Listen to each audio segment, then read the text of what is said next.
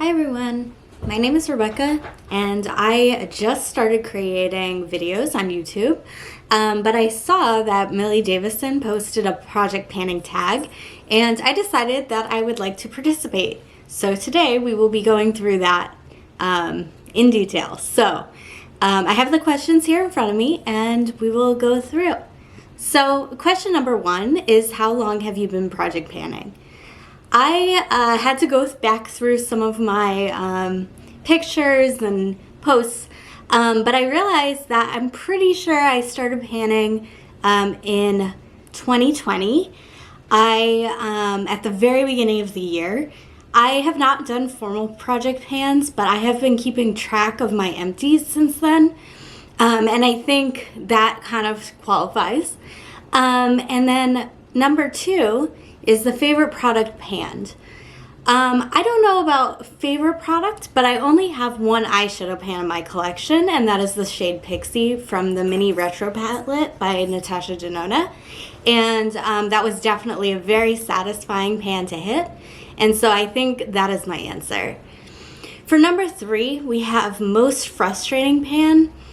I was trying to think, and I think what makes sense to put here is actually foundation. I go through foundations pretty slowly because I don't wear them very often.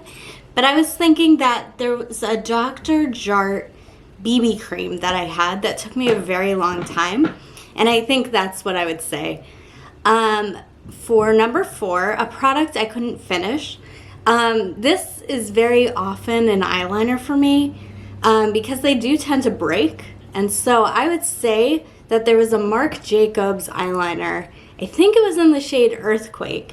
It was a dark brown, and I was not able to finish that before it kind of snapped off, and at that point I just had no patience for that anymore, so I stopped panning it at that point. For number five, a product I thought would be easy but was hard. I think for me this is actually a setting spray. I use very little setting spray at a time, and I tend to pan a lot of skincare as well as makeup, and so usually sprays go pretty quickly for me in skincare versions, but when I only use a couple spritzes at a time, only at specific times of day, it takes a lot longer. So for this one I would say the Urban Decay all-nighter setting spray. A product I thought would be hard but was easy.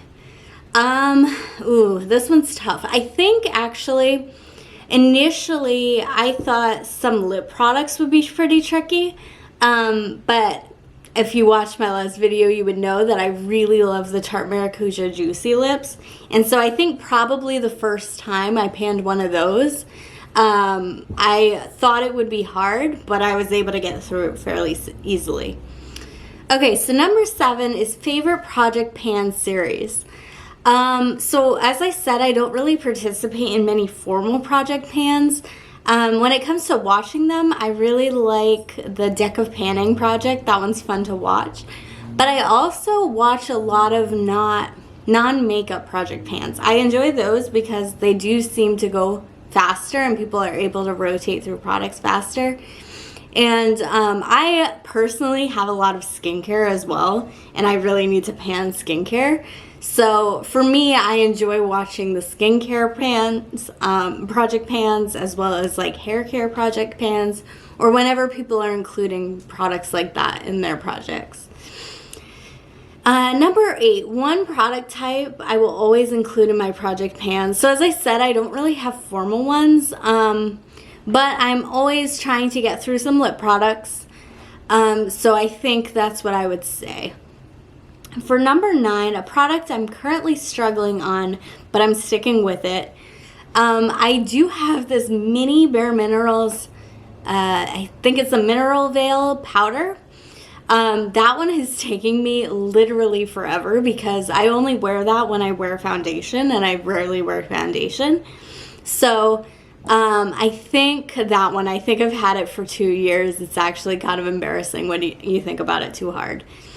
And number 10, a project pan tip or hack.